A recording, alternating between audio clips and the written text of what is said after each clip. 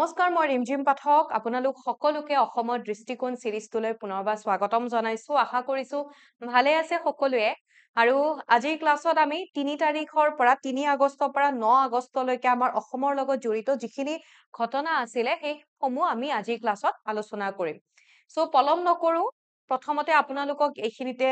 জনাই দিও আপোনালোকে ইকুহিপাতৰ হৈতে জড়িত হৈ থাকিব বিচাৰিলে ডেইলি কাৰেন্ট এফেয়াৰ্স সমূহ যদি আপোনালোকে বিচাৰে লগতে আমাৰ ক্লাস সমূহৰ আপোনালোকে টাইমিং বা কেতিয়া কোনে কি ক্লাস লয় সম্পূৰ্ণখিনি তথ্যৰ কাৰণে ইকুহিপাত টেলিগ্ৰাম চেনেলটো জয়েন কৰিব পাৰিব আৰু আপোনালোকে বিচাৰিলে জিকে উইথ ৰিমঝিম মেম টেলিগ্ৰাম চেনেলটো জয়েন কৰি থৈ দিব পাৰিব সো আজি আমাৰ যেটো প্ৰথমটো আমাৰ ইয়াতে এটা দিৱসক লৈ পেলাই আমি আলোচনা কৰিম আৰু আমাৰ কোৱেশ্চন এটাৰে আমি আৰম্ভ কৰিবলৈ গৈছো তো প্ৰথমটো কোৱেশ্চন ইয়াতে দিছে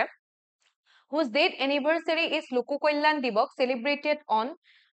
celebrated in Assam অৰ্থাৎ আমাৰ অসমত কোন গৰাকী ব্যক্তিৰ মৃত্যু বাৰ্ষিকী হিচাপে লোককল্যাণ দিৱস পালন কৰা হয় এতিয়া আমি ইয়াতে যদি লোককল্যাণ দিৱসৰ কথা চাও তেতিয়া হলে আমাৰ অসমত আমি যদি লোকপ্ৰিয় বুলি কও এটা লোকপ্ৰিয় বুলি কোৱাৰ লগে লগে কাককো লোকপ্ৰিয় গোপীনাথ বৰদলৈ ৰাইট সো লোকপ্ৰিয় গোপীনাথ বৰদলৈ তেখেতৰ মৃত্যু বাৰ্ষিকী সেলিব্ৰেট কৰিবৰ কাৰণে আমাৰ অসমত প্ৰতি বছৰে 5 আগষ্টত আমি লোককল্যাণ দিৱস হিচাপে পালন কৰো 2022 চনত আমাৰ অসমৰ মুখ্যমন্ত্ৰী হিমন্ত বিশ্ব শৰ্মা তেখেতৰ দ্বাৰা এই কথা সদৰি কৰা হৈছিল যে আমাৰ ইউথখিনিক আমি এনকাৰেজ কৰিবৰ কাৰণে প্ৰতি বছৰে 5 আগষ্টত আমি অসমত লোককল্যাণ দিৱস পালন কৰিম এটা কথাটো হল আমি যদি গোপীনাথ বৰদলৈৰ আমি যদি চাও তেখেতক যে লোকপ্ৰিয় বুলি যে কোৱা হয় তেখেতক লোকপ্ৰিয় উপাধিটো কোনে প্ৰদান কৰিছিলে সেই সময়ৰ আমাৰ যিগৰাকী গভৰ্ণৰ আছিলে জয়ৰাম দাস দৌলতৰামে তেখেতক লোকপ্ৰিয় অৰ্থাৎ মানুহৰ প্ৰিয় বুলি তেনেকুৱাকে জয়ৰাম দাস দৌলতৰামৰ দ্বাৰা এই উপাধিটো প্ৰদান কৰা হয় ঠিক আছে এতিয়া আমি অকমান গোপীনাথ বৰদলৈ তেখেতৰ কথা যদি চাও জুন আমাৰ অসমৰ প্ৰথম গৰাকী স্বাধীন অসমৰ প্ৰথম গৰাকী চিফ মিনিষ্টাৰ আছিলে মুখ্যমন্ত্ৰী আছিলে 1946 ৰ পৰা 1950 লৈকে তেখেতে মুখ্যমন্ত্ৰী হিচাপে তেনেকুৱাকে অসমৰ চিফ মিনিষ্টাৰ হিচাপে কাৰ্যভাৰ গ্ৰহণ কৰিছিলে 1950 তেখেতৰ মৃত্যুৰ পিছত আমাৰ অসমৰ দ্বিতীয় গৰাকী চিফ মিনিষ্টাৰ কোন হৈছিলে বিষ্ণুৰাম মেধি এতিয়া এইখিনিৰ উপৰিও আমাৰ যি কনস্টিটুৱেন্ট এছেম্বলি গঠন কৰা হৈছিলে কনস্টিটুৱেন্ট এছেম্বলিৰ কিছুমান মেজৰ কমিটি আছিলে কিছুমান মাইনৰ কমিটি আছিলে তো তাৰে ভিতৰত যেটো north east frontier tribal areas and Assam excluded and partially excluded এৰিয়াৰ যেটো সাব কমিটি আছিলে তাৰে চেয়াৰম্যানো আছিলে গোপীনাথ বৰদলৈ তাৰোপৰি এপিজে আব্দুল কালাম যেতিয়া তেখেত প্ৰেসিডেন্ট আছিলে তেখেতে পাৰ্লিয়ামেন্টত গোপীনাথ বৰদলৈ 2002 চনৰ 1 অক্টোবৰত এটা লাইভ সাইজ স্ট্যাচু এটা তাতে আনভেইল কৰিছিলে দুটামান কথা মনত ৰাখিব যেনেকুৱাকে 1999 চনত গোপীনাথ বৰদলৈ ভাৰত ৰত্ন বঁটাৰে অৰ্থাৎ মৰণোত্তৰ ভাৱে ভাৰত ৰত্ন বঁটাৰে সন্মানিত কৰা হয় প্ৰথম গৰাকী অসমীয়া ব্যক্তি লগতে নৰ্থ ইষ্টৰ প্ৰথম গৰাকী ব্যক্তি যাক ভাৰত ৰত্ন বঁটাৰে সন্মানিত কৰা হৈছিল গোপীনাথ বৰদলৈৰ উপৰিও আমাৰ অসমৰ পৰা ভাৰত ৰত্ন বঁটা লাভ কৰিছে ভূপেন হাজৰিকা এতিয়া আপোনালোকে মোক কমেন্ট সেকশনত জনাব ভূপেন হাজৰিকাক 2018 19 নে 20 চনত ভাৰত ৰত্ন বঁটাৰে সন্মানিত কৰা হৈছিল তাৰ পিছৰ কোৱেশ্চনলৈ গৈছো কোৱেশ্চনটো কৈছে who has been honored with the Taburam Taid literary award 2025 2025 বৰ্ষৰ তাবুৰাম টাইট সাহিত্য বঁটাৰে কাক সন্মানিত কৰা হৈছে বুলি কৈছে তো 2025 বৰ্ষৰ তাবুৰাম টাইট বঁটাৰ কথা আমি যদি কও ইয়েছে দৰ্জে থংচি যোন আমাৰ এগৰাকী অসমীয়া ৰাইটাৰ তেখেতক ইয়েছে দৰ্জে থংচিক তাবুৰাম টাইট লিটাৰেৰী এৱাৰ্ডেৰে সন্মানিত কৰা হৈছে তো আমি ইয়াতে যদি চাও যেনেকুৱাকে কলো অসমীয়া ৰাইটাৰ লগতে অৰুণাচলৰ এগৰাকী ৰিটায়াৰ্ড অফিচাৰ হয় 2025 বৰ্ষৰ তাবুৰাম টাইট বঁটা আমাৰ অসমৰ শিক্ষা মন্ত্ৰী ৰনোজ পেগুৱে তেখেতক প্ৰদান কৰে এতিয়া এই বঁটাটো যদি চাও যেটো অৰ্গেনাইজেচন বা যেটো মানে ইভেন্ট এটা অৰ্গেনাইজ কৰা হৈছিল এটো ধেমাজি ডিস্ট্ৰিক্টৰ গোগামুখত এটা ইভেন্ট অৰ্গেনাইজ কৰা হৈছিল যত আমাৰ এডুকেশন মিনিষ্টাৰ ৰনোজ পেগুৱে ইয়েছে দৰ্জে থংচিক এই বঁটাটি প্ৰদান কৰে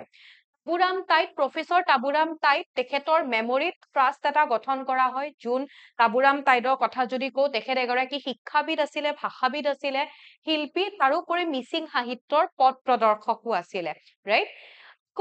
এই বঁটাটি যেনেকুৱাকে তাবুৰাম টাইট মেমৰিয়েল ট্ৰাষ্টৰ দ্বাৰা দিয়া হয়, বঁটাটিত 50,000 থাকে, এখন চাইটেশন থাকে, আৰু তাতে তেওঁলোকৰ ট্ৰেডিশ্যনেল এটায়াৰ অৰ্থাৎ তেওঁলোকৰ পৰম্পৰাগত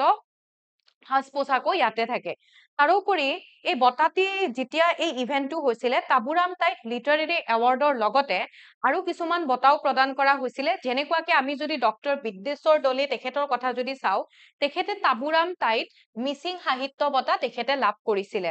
তাৰোপৰি পংকজ কুমাৰ দত্ত তেখেতে লাভ কৰিছিলে ৰজনীকান্ত বৰদলৈ সমন্বয় সাহিত্য বঁটা তেখেতৰ নোবেল লংগদেউৰ কাৰণে। ৰজনীকান্ত বৰদলৈৰ কথা যদি কওঁ, তেখেতক উপন্যাস সম্ৰাট বুলি কোৱা হয়, আৰু তেখেতে লিখিছিলে মিৰি জীয়ৰী। এই যিখন মিৰি জীয়ৰী উপন্যাস ৰজনীকান্ত বৰদলৈয়ে ৰচনা কৰিছিলে, লিখিছিলে, সেইখন এহাল মিৰি ডেকা গাভৰুৰ প্ৰেম কাহিনীক লৈ পেলাই লিখা হৈছিল,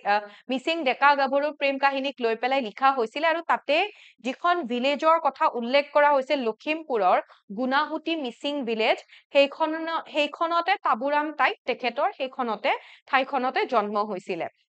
এতিয়া আমি য়েছে দৰ্জে থংচিৰ বিষয়ে যিহেতু চাই আছো, য়েছে দৰ্জে থংচিৰ লগত ৰিলেটেড এটা কুৱেশ্যনো আমি চাই লওঁ। যেনেকে কুৱেশ্যনটো কৈছে, Yeshe Dorje Thongchi received the Sahitya Akademi award for which book? Yeshe Dorje থংচিয়ে কোনখন কিতাপৰ কাৰণে সাহিত্য একাডেমী বঁটা লাভ কৰিছে? 2024 চনত য়েছে দৰ্জে থংচিক অসম প্ৰকাশন পৰিষদ বঁটাৰেও সন্মানিত কৰা হৈছিলে। তো আমি ইয়াতে যদি চাওঁ, সাহিত্য একাডেমী বঁটা তেখেতে লাভ কৰিছে মৌন উট মুখৰ হৃদয় এই কিতাপখনৰ কাৰণে, আৰু ধাৰ আৰু অন্যান্য গল্প এইখনৰ কাৰণে তেখেতে অসম প্ৰকাশন পৰিষদ বঁটা লাভ কৰে। অসম প্ৰকাশন পৰিষদ বঁটাৰ কথা যদি অকমান আপোনালোকক কৈ দিওঁ, এইখন যিখন যোনটো পাব্লিকেশ্যনে পাব্লিছ কৰে বুকখন, যেনেকে এই বুকখন পাব্লিছ কৰিছিলে বনলতা পাব্লিকেশ্যনে। বনলতা পাব্লিকেশ্যনকো 3 লাখ টকা প্ৰদান কৰা হয়, লগতে য়েছে দৰ্জে থংচি যিটো এৱাৰ্ড থাকে সেইটোৰ লগত প্ৰাইজ মানি হিচাপে 5 লাখ টকা প্ৰদান কৰা হয়। সো এনেকুৱা কিছুমান কথা মনত ৰাখিব। Then next এটা question সুধিছে, the first cargo trail movement on National Waterway 57 started from which location? Recently কি কৰা হৈছে, ঠাইখনৰ নাম ক'লেতো গমে পাব, আমাৰ অসমত কামৰূপৰ গোবৰ্ধনৰ পৰা সাউথ সালমাৰালৈকে মালবাহী সামগ্ৰীৰ প্ৰথম পৰীক্ষামূলক যাত্ৰা সফলতাৰে কাৰ্যকৰী কৰা হৈছে। কাৰ্গো এটা তেনেকুৱাকে চলাচল প্ৰথমবাৰৰ বাবে বহুত বছৰৰ মূৰত তেনেকুৱাকে পৰীক্ষামূলক এটা যাত্ৰাৰ হেতু কৰা হৈছিলে। ক'ৰ পৰা কৰা হৈছিলে? কামৰূপৰ চন্দ্ৰপুৰৰ পৰা কৰা হৈছিলে। অকমান এইটো যদি আমি চাই লওঁ, ইম্পৰ্টেন্ট হয়। যেনেকে অসমে ৰিজিউম কৰা বুলি কৈছে, কাৰণ মই ক'লো ন বহুত বছৰৰ পিছত কৰিছে, পুনৰ আৰম্ভ কৰিছে, অৰ্থাৎ কপিলী নদীত নেশ্যনেল ৱাটাৰৱে 57ৰ থ্ৰুইদি কপিলী নদীত 2014 চনৰ পিছত, ইমান বছৰৰ পিছত, প্ৰায় 11 বছৰৰ পিছত কপিলী নদীত এটা তেনেকুৱাকে কাৰ্গো ইয়াতে যেনেকে ক'লো পৰীক্ষামূলক যাত্ৰা এটা সফলতাৰে কৰা হৈছে। আৰু ইয়াতে যদি এইখিনি যদি চাওঁ, এইটো 2025 চনৰ 31 জুলাইত কৰা হৈছিলে কাৰ্গো ট্ৰায়েলটো। গোবৰ্ধন ব্ৰিজ, যিটো মানে কামৰূপ জিলা চন্দ্ৰপুৰৰ গোবৰ্ধনৰ পৰা সাউথ সালমাৰাৰ হাতী শিঙিমাৰীলৈকে এইখিনি কৰা হৈছিলে। এই যাত্ৰাটো পৰীক্ষামূলক যাত্ৰাটো আৰম্ভ কৰিছিলে। ইয়াতে যিখন ভেছেল বা যিখন জাহাজ ব্যৱহাৰ কৰিছে সেইখন হয় MV ভিভিগিৰি, য'ত 300 মেট্ৰিক টন চিমেণ্ট, ষ্টাৰ চিমেণ্টৰ চিমেণ্ট ব্যৱহাৰ কৰা হৈছে, অৰ্থাৎ সেই MV ভিভিগিৰিয়ে 300 মেট্ৰিক টনৰ চিমেণ্ট কঢ়িয়াই লৈ গৈছে। ইয়াতে কি হয়, ইয়াৰ আমি যদি ইয়াৰে যদি মেইন যদি গুৰুত্বপূৰ্ণ কথাবোৰ যদি চাওঁ, বা কিহৰ কাৰণে ক'ত ক'ত হেল্প কৰিব আমি যদি সেইটো চাওঁ, তাৰ আগতে আমি চাই লওঁ যে এই যাত্ৰা সম্পূৰ্ণ কৰোতে প্ৰায় 12ৰ পৰা 14 ঘণ্টা লাগিছে, আৰু 300 কিলোমিটাৰ দৈৰ্ঘ্যৰ 300 মেট্ৰিক টনটো চিমেণ্ট লৈ গৈছে, তাৰোপৰি 300 কিলোমিটাৰ দৈৰ্ঘ্যৰ ৰুট কপিলী আৰু ব্ৰহ্মপুত্ৰ ৰিভাৰৰ মাজেৰে 300 কিলোমিটাৰ দৈৰ্ঘ্যৰ যাত্ৰা কৰিছে। ইয়াতে কি হাইলাইটছবোৰ, যেনেকে মই ক'লো যে 10 বছৰ পিছত কপিলী নদীৰ নেশ্যনেল ৱাটাৰৱে 57 যিটো হয় 60 কিলোমিটাৰ লং, সেইটোক পুনৰ এক্টিভ কৰা হৈছে। আৰু আমাৰ যি ইউনিয়ন মিনিষ্টাৰ সৰ্বানন্দ সোণোৱাল, তেখেতে এইটোক ৱাটাৰশ্বেড মুভমেণ্ট বুলি কৈছে অসম আৰু নৰ্থ ইষ্টৰ কাৰণে। আমাৰ অসমৰ নেশ্যনেল ৱাটাৰৱে 1168 কিলোমিটাৰৰ যিটো নেশ্যনেল ৱাটাৰৱে আছিলে, সেইটো অপাৰেশ্যনেল হ'ব বুলি কৈছে। এইটো ইকো ফ্ৰেণ্ডলি হয়। তাৰোপৰি 23 ট্ৰাক লোডছ, ধৰি লওক 23 ট্ৰাক লোড চিমেণ্ট সেইটো ইয়াতে কমাব তাৰ মানে কি হয় ইয়াৰ দ্বাৰা আমাৰ ৰাস্তাসমূহৰ ভিৰ কম হ'ব ইকো ফ্ৰেণ্ডলি হ'ব পৰিৱেশত ইমান বিৰূপ প্ৰভাৱ নপৰিব তাৰোপৰি পৰিবহনৰ খৰচ কম হ'ব তো এনেকুৱা বিভিন্ন সুবিধা ইয়াৰ ফলত হ'ব বুলি কোৱা হৈছে তাৰোপৰি যিটো 2014 চনৰ পৰা 46 কিলোমিটাৰৰ যিটো জলপথৰ যিটো মানে দীঘলীয়া যিটো ৰাষ্ট্ৰীয় পদপথ আছিলে সেইটো কি হয় কপিলিত এইটো প্ৰথমটো কাৰ্গো ইয়াতে ট্ৰায়াল কৰা হৈছে ওকে পৰীক্ষা কৰা হৈছে তো ইয়াতে আকৌ কি হয় আমাৰ অসমৰ চাৰিটা মেজৰ ৰিভাৰ ইয়াতে ৰিজিউম কৰা হৈছে ব্ৰহ্মপুত্ৰ নেশ্যনেল ৱাটাৰৱে 2 বৰাক নেশ্যনেল ৱাটাৰৱে 16 ধনশিৰি আৰু কপিলি ওকে দেন নেক্সট ইয়াতে ৱেষ্টাৰ্ণ হলক গিবনৰ আমি এটা নিউজ চাবলৈ গৈ আছো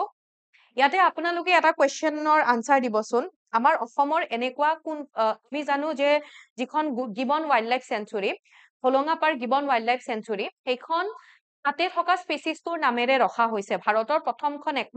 একমাত্ৰ এনেকুৱা এখন ৱাইল্ড লাইফ চেঞ্চুৰী য'ত তাতে থকা স্পেচিছৰ নামেৰে সেই অভয়াৰণ্যখনৰ নামাকৰণ কৰা হৈছে এতিয়া আপোনালোকে ক'ব যে সেই হলঙাপাৰ গিবন ৱাইল্ড লাইফ চেঞ্চুৰীখন আমাৰ অসমৰ কোনখন জিলাত অৱস্থিত নিউজটো আমাক কি কৈছে ৱেষ্টাৰ্ণ হলক গিবনৰ কথা কৈছে ৱেষ্টাৰ্ণ হলক গিবনৰ কথা কিয় নিউজত আহিছে এইটো আমাৰ ইণ্ডিয়াৰ এনেকুৱা এটা অনলি এপ আমি যদি বান্দৰৰ প্ৰজাতি বুলি কওঁ যিটো মানে 25টা তেনেকুৱাকে 25 জুলাই মাদাগাস্কাৰত 20ৰ পৰা 25 জুলাইৰ ভিতৰত ইয়াতে কি হৈছিলে মাদাগাস্কাৰত 33 সংখ্যক IPS কংগ্ৰেছ এটা সেশন এটা হৈছিলে য'ত কোৱা হৈছে যে সেইখিনি সময়ত আন্তৰাষ্ট্ৰীয় বা ইন্টাৰনেশ্যনেল প্ৰাইমেটলজিকেল সোসাইটি তেওঁলোকে বিশ্বৰ আমাৰ ৱৰ্ল্ডৰ 25টা আটাইতকৈ বিপন্ন বা এন্ডেঞ্জাৰ্ড প্ৰাইমেটছৰ ভিতৰত ৱেষ্টাৰ্ণ হলক গিবনক ৰাখিছে তো কিহত ৰখা হৈছে এটো এন্ডেঞ্জাৰ্ড প্ৰাইমেটছৰ ভিতৰত ৰখা হৈছে এতিয়া হলক গিবনৰ সাইন্টিফিক নেম কি হৈছে হলক হৈছে হলক গিবনৰ সাইন্টিফিক নেম তাৰোপৰি ক'ত পোৱা যায় নৰ্থ ইষ্ট ইণ্ডিয়াত পোৱা যায় ইষ্টাৰ্ণ বাংলাদেশত পোৱা যায় আৰু ম্যানমাৰৰ কিছু অংশত পোৱা যায় আমাৰ ভাৰতবৰ্ষৰ নৰ্থ ইষ্টৰ সিকিমক বাদ দি পেলাই বাকি 7খন ৰাজ্যত এই হলক গিবন পোৱা যায় ওকে যেনেকে কলো যে অলৰেডি এন্ডেঞ্জাৰ্ড লিষ্টত ৰখা হৈছে তাৰোপৰি ইয়াতে আমাৰ ইণ্ডিয়াৰ ফালৰ পৰা কোনে ৰিপ্ৰেজেন্ট কৰিছিলে আৰণ্যকৰ দিলীপ চেত্ৰীয়ে ৰিপ্ৰেজেন্ট কৰিছিলে তাৰোপৰি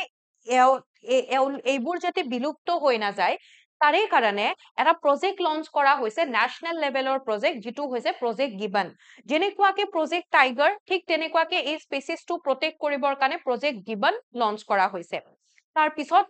এটা স্কিম এটা নিউজত আহিছে স্কিমটো আগৰে হয় বাট নিউজত আহিছে হেহে আমি এই স্কিমটোৰ কথা অকমান চাইলো যিটো হৈছে মুখ্যমন্ত্ৰী নিযুত মইনা স্কিম মুখ্যমন্ত্ৰী নিযুত মইনা স্কিম 2024 চনত লঞ্চ কৰা হৈছিল কিন্তু ইয়াৰে দ্বিতীয় ফেজটো নতুনকে আকৌ আৰম্ভ কৰিছে মুখ্যমন্ত্ৰী নিযুত মইনা স্কিম 2.0 নতুনকে আৰম্ভ কৰিছে হেহে আমি সেই বিষয়ে চাবলৈ গৈছো ইয়াতে আমাক তিনিটা ষ্টেটমেন্ট দিছে আৰু কোনটো আমাক নহয় বুলি কৈছে মুখ্যমন্ত্ৰী নিযুত মইনা আঁচনি দলৰ কোনটো আঁচনিৰ অধীনত কোনো ব্যৱস্থা নহয় ইনকাৰেক্ট আনসাৰটো আমি ফাইন কৰিব লাগে ঠিক আছে কোনটো নহয়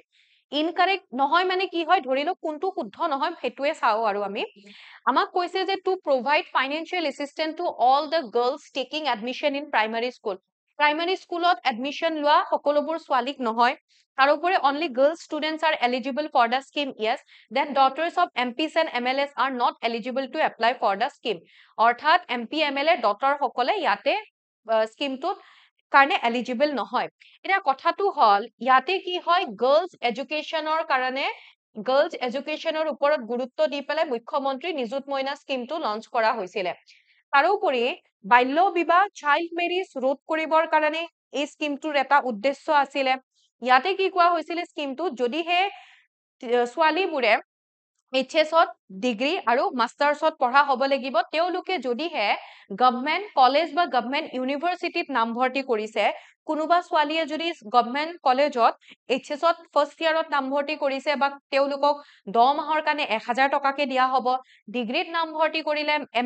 BA হ'ব পাৰে BSc হ'ব পাৰে BCom হ'ব পাৰে তেওঁলোকক 10 মাহৰ কাৰণে 1250 টকাকে দিয়া হ'ব আৰু মাষ্টাৰ্ছত নাম লগালে তেওঁলোকক 10 মাহৰ কাৰণে 2500 টকাকে দিয়া হ'ব বুলি কৈছে তো গম পালে আপোনালোকে কোনটো হ'ব ইয়াৰে আমাৰ শুদ্ধ উত্তৰটো আপোনালোকে ফাইন কৰিব পাৰিব